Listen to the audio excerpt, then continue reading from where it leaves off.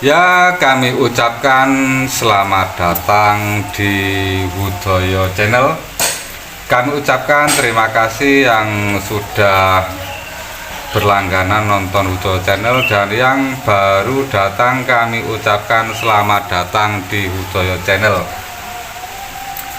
Pada pertemuan kali ini kita akan membahas tentang metode menyapih bayi ya yang sedang menyusu.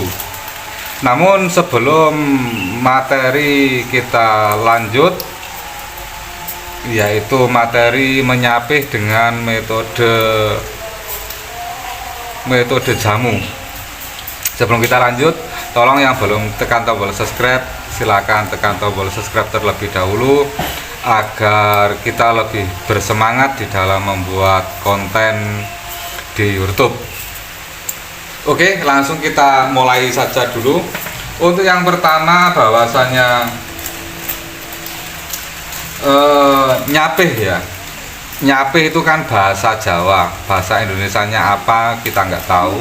Yang jelas nyapih itu adalah memutus aktivitas menyusui dan aktivitas menyusu. Itu jadi proses menyusu itu memutus anak agar tidak menyusu, dan orang tua berhenti menyusui anaknya, itu namanya nyapih.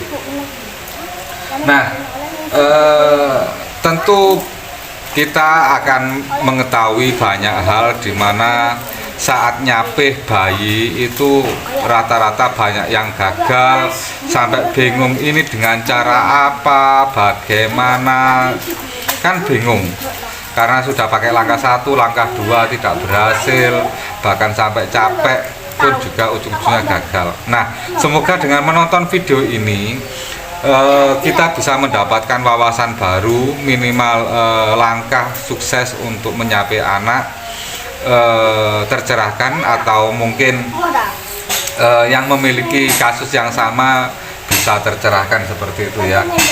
Yang penting jangan diputus waktu nonton videonya, jangan diputus, disimak terus sampai selesai.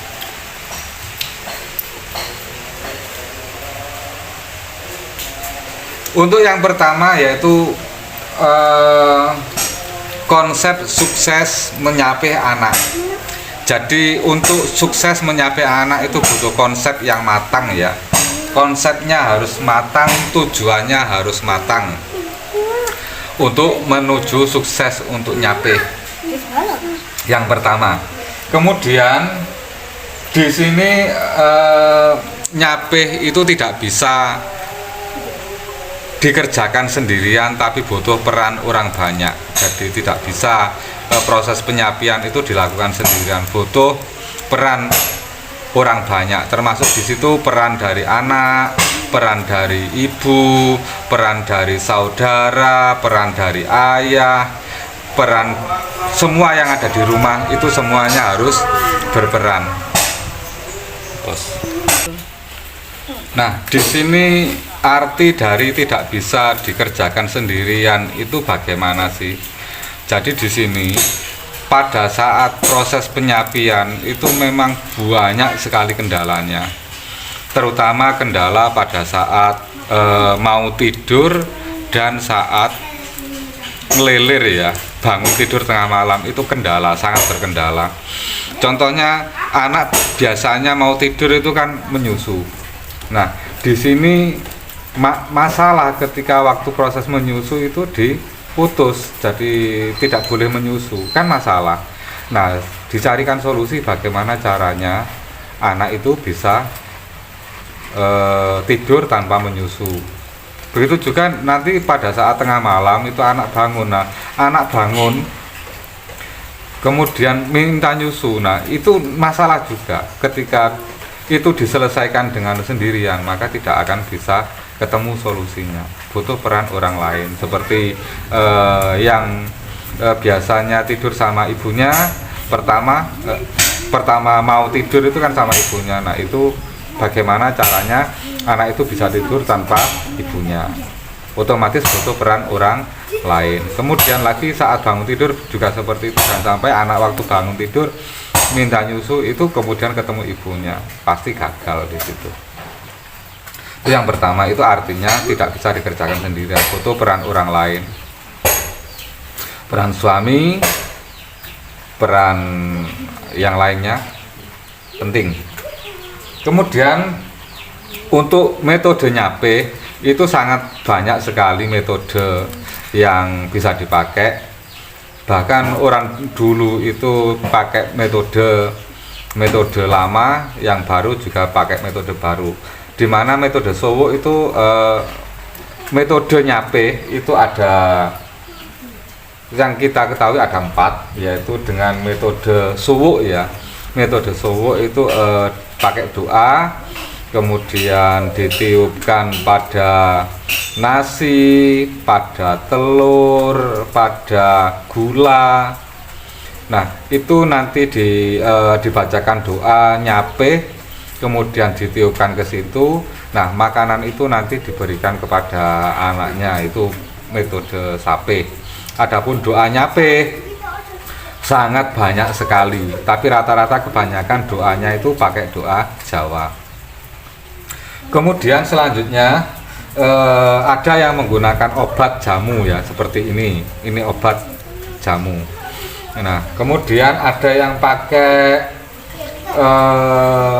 model tipu, jadi di situ tidak menggunakan Sowo, tidak menggunakan obat, tapi menggunakan tipuan, tadi menggunakan trik tipuan. Juga ada yang menggunakan seperti itu, dan ada juga yang berhasil, ada juga yang gagal. Kemudian ada yang model pengalian itu dialihkan, jadi yang asalnya minta susu dialihkan kepada dikasih makanan atau dikasih mainan dan sebagainya, itu namanya sistem pengalian. Dari 4 metode itu semuanya tidak ada yang sukses. Tidak ada yang sukses 100% semuanya, tidak ada, pasti ada kendala, ada yang nggak sukses. Nah, ketika tidak sukses itu seorang orang tua itu harus siap untuk melangkah langkah berikutnya, seperti itu. Kemudian di sini kunci suksesnya itu terletak pada orang tua. Di sini sebenarnya yang disapih itu bukan bayinya,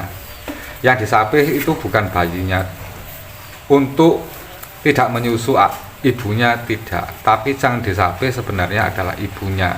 Bagaimana kesiapan orang tua untuk berhenti tidak menyusui anaknya. Jadi di situ ketika orang tua itu masih memiliki rasa kasihan, masih takut nanti anaknya begini kalau nggak disusui ya. Ketika ada pikiran-pikiran seperti itu, maka sebenarnya nyape itu adalah yang disape itu ibunya. Ibunya harus kuat dan tatak untuk tidak menyusui anaknya. Nah, jika orang tuanya sudah tatak seperti itu, insya Allah prosesnya mudah. Seperti itu.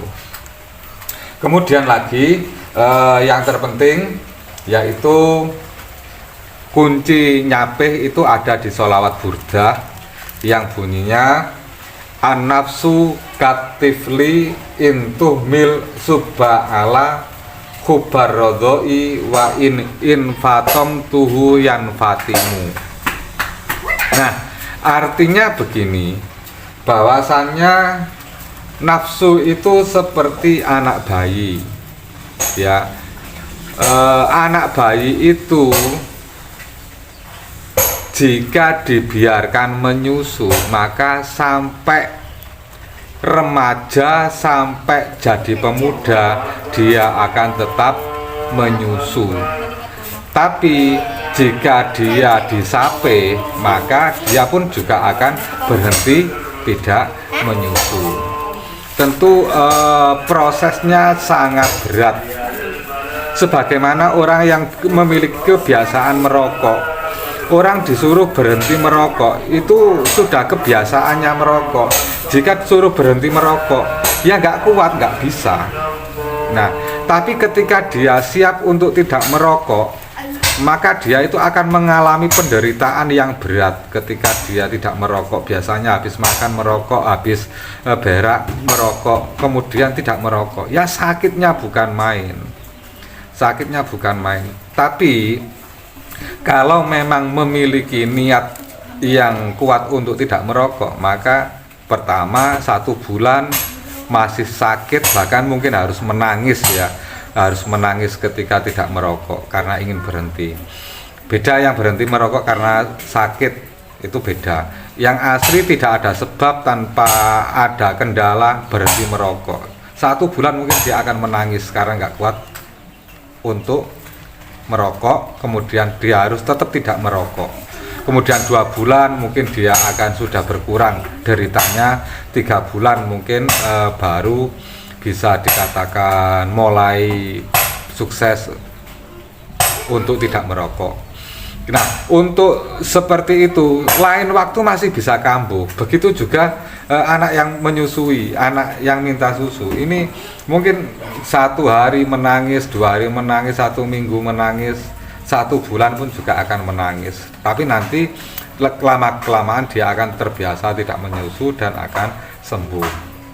Jadi walaupun ingin menyusu seperti apa, ibunya ingin menyusui seperti apa, kasihan dan sebagainya, tetap proses menyusu harus dihentikan seperti itu. Nanti anak itu akan terbiasa sendiri tidak menyusu dan tidak menangis seperti itu. Mungkin butuh waktu 3 bulan.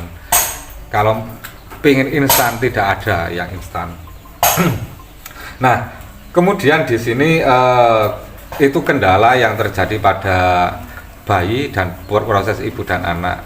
Dan ada proses yang kalah sakit, tidak kalah penting dibahas, yaitu orang tua yang menyusui kemudian berhenti menyusui, itu nanti payudaranya akan terasa sakitnya bukan main, karena di situ sudah terbiasa dikenyot anaknya, kemudian di situ akan terjadi penyumbatan dan sebagainya, tentu sakitnya bukan main.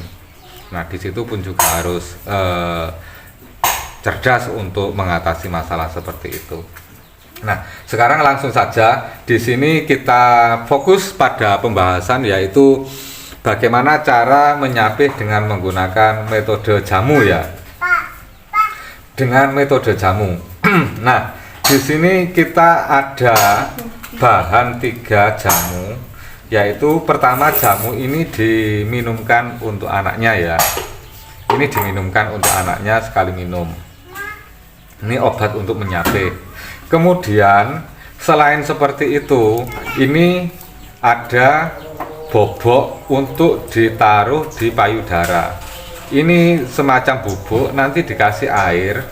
Kemudian setelah dikasih air, itu nanti dioleskan di pentilnya ya, dioleskan di pentilnya. Ini kalau anaknya pingin mentil, ya dibiarkan mentil, tidak apa-apa.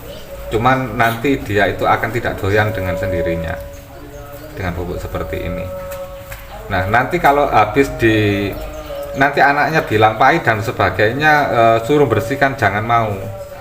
Alasan entah payudaranya sakit atau bagaimana, tetap. Nanti andai kata dijilat anaknya terlalu kuat sehingga sampai bersih masih mentil, nggak apa-apa, biarkan. Nanti setelah bersih, anaknya sudah tidur, diolesi lagi seperti itu, diolesi lagi. Setiap mau mentil itu payudara sudah siap dalam posisi sudah ada obatnya, ini yang dipakai. Kemudian yang ketiga yaitu ini dibuat ibu, diminum ibunya, karena di sini akan mengalami ngerangsemi ya, untuk yang payudaranya masih lancar air susunya, biar nggak sakit nyeri ngerangsemi. Nah, minum ini insya Allah sukses. Ini bukan teori, ini sudah kami alami pengalaman pada anak pertama kami.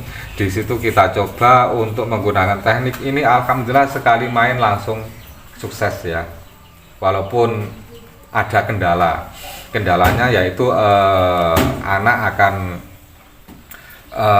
mudah nangis, cerewet dan sebagainya, itu sudah biasa. Jadi di situ cerewet, nangis dan sebagainya, termasuk apa mereka kendalanya sing dhisik. Nah, itu ya, setahu saya itu cerewet dan sering nangis dan sebagainya. Kemudian kalau anak sudah nggak menyusu itu anak otomatis proses gizinya itu loh ya, sudah menurun.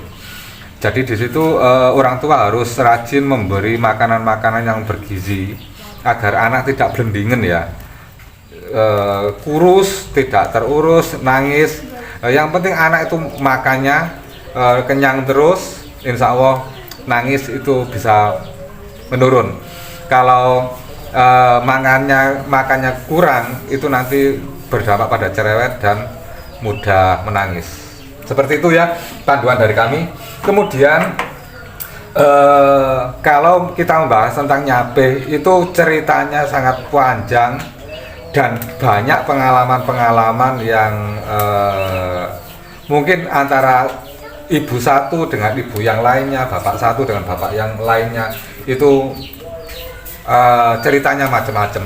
Yang gagal banyak, yang sukses juga banyak. Nah, di sini mungkin teman-teman pemirsa di rumah mungkin memiliki pengalaman gagal, pengalaman sukses, bisa diceritakan di kolom komentar. Siapa tahu informasi Anda itu sangat bermanfaat kepada yang lainnya. Yang jelas di sini kita bukan menggurui, kita ingin sharing lah, berbagi pengalaman, berbagi pengetahuan tentang menyape. Jadi kita masih membuka peluang kepada para pemirsa untuk memberikan berbagi pengalaman tentang menyape anak. Itu seperti apa, siapa tahu bisa bermanfaat. Nah, berdasarkan pengalaman kami dalam nyape itu kan gini ya, ada yang terpenting pengalaman-pengalaman dari nyape itu, kalau bisa masalah hari itu, kalau bisa jangan pada saat hari pupak pusar atau wetonnya atau pasarannya, itu jangan sampai pada weton pupak pusar, biar rata-rata yang nggak berhasil waktu nyape itu karena di hari pupak pusar atau di pasaran waktu pupak pusar. Artinya begini, artinya kan anak bayi itu pusarnya itu lepas ya, lepasnya itu hari apa, kemudian waktu itu pasarannya pon, wage, kliwon atau apa. Nah, kalau andai kata minggu pon, otomatis jangan sampai digunakan nyape pada hari minggu atau ada ponnya. Nah, di situ biasanya jarang berhasil kalau di proses penyapian di hari pupak pusar. Carikan hari lainnya atau dicarikan pada hari lahirnya. Lahirnya hari apa, pasarannya apa. Nah, di situ pakai pasaran itu digunakan untuk nyapi, biasanya mudah sukses. Biasanya rata-rata yang gagal itu proses penyapian dilakukan diawali pada saat pupak pusar. Itu pengalaman spiritual ya. Yang terpenting di sini mungkin teman-teman memiliki pengalaman nyape yang mudah, bisa dibagi di sini, atau mungkin memiliki pengalaman nyape yang ruwet, sering gagal dan akhirnya suksesnya pakai cara apa, silahkan dibagi di sini biar kita bertambah pengalaman dan bisa dilihat oleh teman yang lain dan bisa dipraktekkan di rumah menjadi ilmu yang bermanfaat. Oke, saya kira cukup di sini dulu pertemuan kita bersama Hudoyo Channel, dan semoga video ini menjadi video yang bermanfaat bagi kita semua. Terima kasih, sampai jumpa.